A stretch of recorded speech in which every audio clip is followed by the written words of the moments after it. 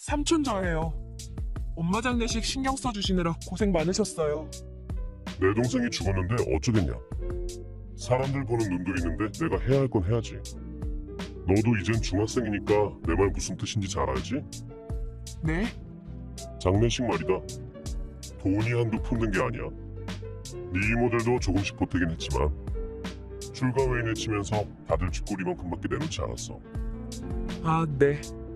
너도 알다시피 삼촌 혼자 벌어서 네 사촌 언니들 둘 키우다 보니 사실 한 푼이 아쉬운 처지거든.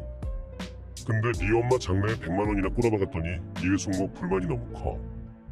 그래서 말인데 혹시 네 엄마 남긴 돈은 좀 없니? 죄송해요. 엄마가 남기신 돈은 아마 없을 거예요. 사실 지난 학기제 교복 살 돈도 없어서 엄마가 아는 분한테서 교복비를 빌렸었거든요. 어리석은 것. 제대로 키우지도 못할 거면서 애비 없는 새끼는 왜 낳아가지고. 여직 지장내치를 돈도 못 모아놓고 대체 뭘 하면 살았다냐. 하긴 여자 혼자 몸으로 널 키운다고 돈 모아질 틈이나 있었겠냐마. 죄송해요.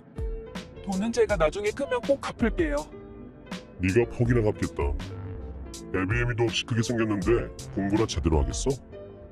보나마나 집앞벌이나 겨우 하고 살겠지. 괜히 가난이 대물림한단 말이 나왔겠냐. 말씀 중에 죄송한데 저 이제 엄마도 없이 고아로 됐는데 앞으로는 누구랑 같이 살아요? 그걸 왜 나한테 묻니? 나도 모르지. 네 이모들이랑도 얘기해봤는데 다들 사는 게 고만고만하지라. 선뜻 나서서 널 키워주겠다고 하는 사람이 없어. 정말 염치 없지만 저 삼촌 집에 가서 사는 건 안 될까요? 내가 믿고 의지할 사람은 삼촌밖에 없어서. 우리 집엔 빈방도 없고 네 언니들도 네 외숙모도 결코 널 반기지 않아. 여자의 적은 여자라고 우리 집에 오면 네 입장만 더 힘들어진다는 걸 왜 모르니? 엄마 잃고 의지할 데 없어서 힘든 건 잘 알겠는데 그렇다고 나한테 그 부담을 다 지우려고 하는 건 아니지 않아? 죄송해요. 그럼 전 이제 어떻게 해야 해요? 너처럼 부모 없는 애들 위해서 존재하는 것이 보육원이라는 것이야. 거긴 나라에서 운영하는 데라. 먹는 것 입는 것 걱정 없고 공부도 다 시켜줘. 괜히 친척 집에서 눈칫밥 먹고 크느니 거기가 훨씬 더 나아. 내가 알아봐 줄 테니 넌 아무 생각 말고 보육원에 갈 준비나 해. 네. 수연아, 갑작스레 엄마 잃고 많이 힘들지? 엄마 장례식에 갔던 삼촌인데 기억나니? 휠체어 타고 갔던. 아, 네. 엄마 외사촌 동생 되신다는 분이시죠? 그래, 기억해줘서 고맙구나. 내가 친척들이랑 별로 왕래를 많이 하지 않아서 나란 존재가 많이 생소하겠지만 어릴 적엔 네 엄마랑 친하게 지냈었단다. 누나가 돌아갔다는 소식 듣고 너무 놀라고 안타까웠어. 혼자 남은 너도 걱정되고. 아직 중학생이라고 들었는데 앞으로 누구랑 같이 살기로 했니? 그게 삼촌이 보육원을 알아봐 주신다고 했어요. 아니, 삼촌이랑 이모가 몇인데 널 보육원으로 보낸다고? 다들 사정이 여의치 않아서 절 맡아줄 여력이 없는가 봐요. 전 괜찮아요. 전 이제 고하니까 보육원에 가는 게 맞죠? 그런 말이 어딨어. 한창 예민할 사춘기 시기에 거기 가면 분명 상처받을 텐데. 기분 나빠하지 말고 들어줬으면 좋겠는데. 너 혹시 우리 집에 와서 사는 건 어떻게 생각하니? 네, 삼촌 집에서요? 왜? 싫어? 내가 휠체어 타고 다니는 장애인이라 아무래도 좀 그렇지. 마음에 안 내키면 거절해도 돼. 네 맘을 불편하게 했다면 내가 사과하마. 마음에 두지 마. 아니에요. 삼촌이 장애인이라 불편하게 생각한 적 없어요. 다만 제가 간다고 하면 숙모가 불편해하실까봐. 네 숙모 그런 사람 아니야. 널 데려오자고 제의한 것도 네 숙모고. 초등학교에 다니는 우리 지역에도 누나가 생기면 좋겠다고 들떠 있어. 너만 동의하면 우리 가족은 쌍수 들고 널 환영한단다. 제가 가면 돈도 많이 들 텐데 전 가진 게 아무것도 없어서요. 절대 그런 거 아니야.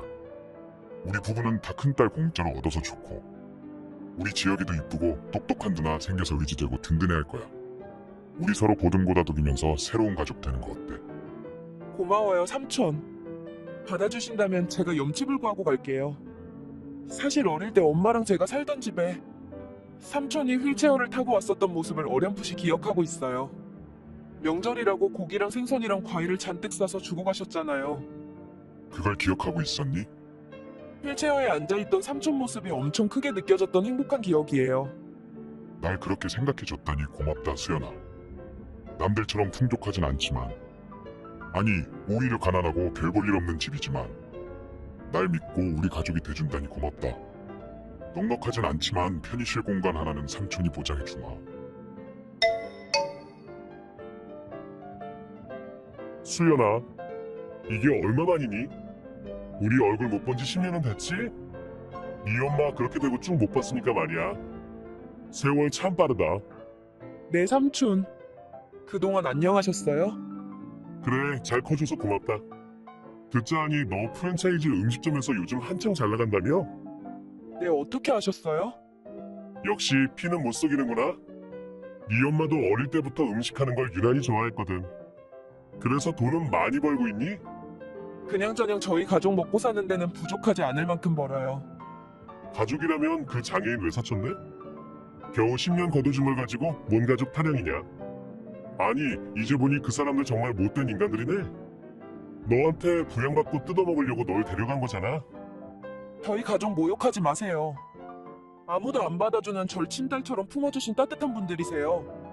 10년 만에 갑자기 연락 오셔서는 다짜고짜 저희 가족 디스하는 거 하지 말아주실래요? 별로 유쾌하지도 않아서요. 아, 그래, 미안하다. 내가 죽은 네 엄마 생각도 나고 울컥해서 그만 실수한 것 같구나. 사실 오늘 어렵게 연락한 건 너한테 부탁할 일이 있어서야. 부탁이라고요?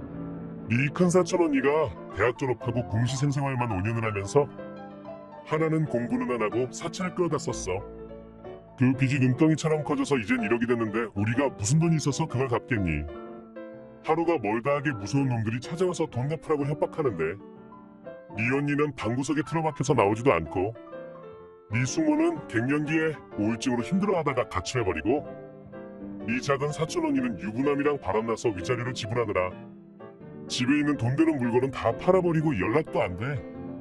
당장 다음 달 월세 내기도 어려운데 이 일을 어떻게 해야 좋을지 내가 앞이 캄캄해서 잠이 안 와. 그러셨어요? 근데 그걸 저한테 얘기하시는 이유가 뭐예요?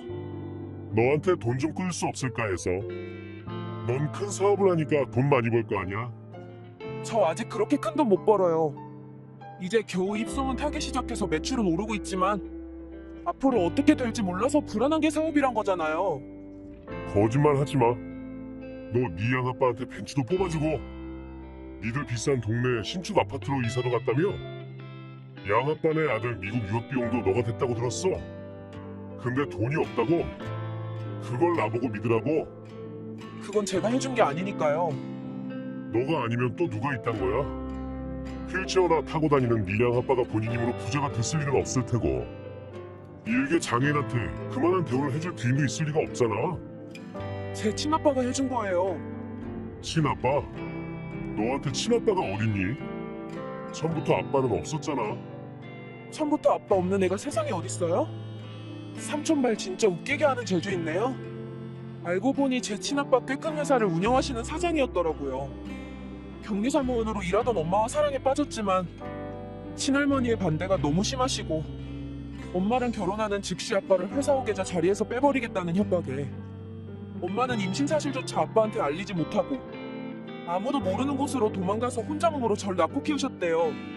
최근에야 당시 엄마랑 같이 일하던 동료를 통해 저의 존재를 알게 된 아빠께서 여기저기 수소문해서 절 찾으신 거고요. 참나 내 동생이지만 이 엄마 멍청한 건 알아줘야 한다니까. 부잣집 남자아이를 임신했으면 어떡하던 사모님 자리는 차지했어야지. 임신한 몸으로 혼자 도망을 갔다니 그때 비겁하게 도망가지만 않았어도 몹쓸 병에 걸려 죽지도 않았을 거잖아. 답답하고 불쌍한 거 평생 도움이 안 되는 거 그만하세요. 외삼촌한테 그런 말씀 듣는 거 상당히 불편하네요. 그래 알았다. 이젠 너도 부자 친아빠 찾았으니 더 이상 남의 집에서 눈칫밥 안 먹어도 되고 잘 됐구나. 저 눈칫밥 먹은 적 없어요. 친딸처럼 사랑으로 절 키워주신 부모님을 그런 식으로 모욕하지 마세요. 그래 어쨌든 넌 이제 사업도 성공했고 돈 많은 친아빠도 찾았으니 주변을 둘러보면서 베풀 수도 있는 거 아니니? 피를 나눈 이 못난 삼촌을 처음이자 마지막으로 한 번만 도와주면 안 되겠니? 빚에 쫓겨서 우리 가족 모두가 사는 게 사는 것이 아니야? 그건 어려울 것 같으니까 다른 데 알아보세요. 뭐야? 남이나 다름없는 사람들한텐 어마어마한 것들을 척척 베풀면서 네 엄마 친오빠인 나한테는 겨우 돈 몇천만도 못 해주겠다고? 너 그러는 거 아니야. 죽은 네 엄마가 하늘에서 통탄할 일을 저지르지 마.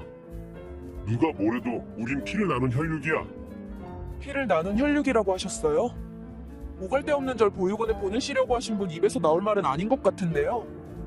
다리도 불편하고 형편도 넉넉하지 않는 양아빠네 집에 절 보내놓고 10년 동안 단 한 번이라도 절 찾아온 적 있었어요? 연필 한 대 옷 한 벌 사주신 적은 있었고요. 처음부터 전 이 세상에 존재하지 않는 사람처럼 철저하게 절 외면하고 살아오셨으면서 제가 나름 성공하니까 이제야 연락 와서 손 내미시는 거 부끄럽지도 않으세요?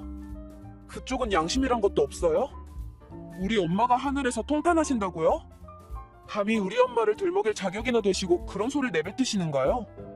피를 나눈 외삼촌이란 사람이 절 보육원에 보내려고 할 때 엄마는 피를 토하는 심정으로 구천을 맴돌고 계셨을 거란 생각은 못 하시나 봐요? 그래, 그땐 미안했다. 내가 입이 10개라도 할 말이 없어. 무릎을 꿇으라면 꿇고 너가 하라는 대로 다 할게. 다른 친척들이랑도 왕래할 수 있게끔 내가 중간에서 다리를 놓아줄게. 그러니까 우리 가족 좀 살려주면 안 되겠니? 친척들이요? 자기들한테 부담이 갈까 두려워서 어린 나한테 따뜻한 위로 한마디 없이 슬슬슬 피하기만 하던 치졸하고 비열한 인간들 말인가요? 왕래는커녕 두 번 다시 안 보고 싶은 낯짝들인데요. 그래, 미안해. 너가 보기 싫다고 하면 안 보면 그만이지 뭐. 그냥 돈만 좀 꿔주면 안 될까? 끝까지 돈. 뻔뻔함에도 정도가 있지. 어른한테 이런 말 죄송하지만 뇌에 구멍이라도 나셨어요? 아직도 저한테 빌릴 돈이 있어 보이세요? 엄마가 왜 외삼촌한테 도움 요청 한 번 안 하고 혼자서 힘들게 절 낳았었는지 이제야 좀 이해가 가네요. 이기적이고 양심이란 찾아볼 수 없는 이딴 인간한테 뭘 기대했겠냐고요. 이게 보자 하니까 어른한테 못하는 말이 없네. 네가 사장이면 다야? 부잣집 딸로 복귀했다고 눈에 뵈는 게 없어? 내가 너 싸가지가 바가지인 인성 파탄자라고 소문이라도 내서 사업 망하게 만들어줘. 그럴 능력은 되고 큰 소리세요? 자신 있으면 어디 한번 해보시지요.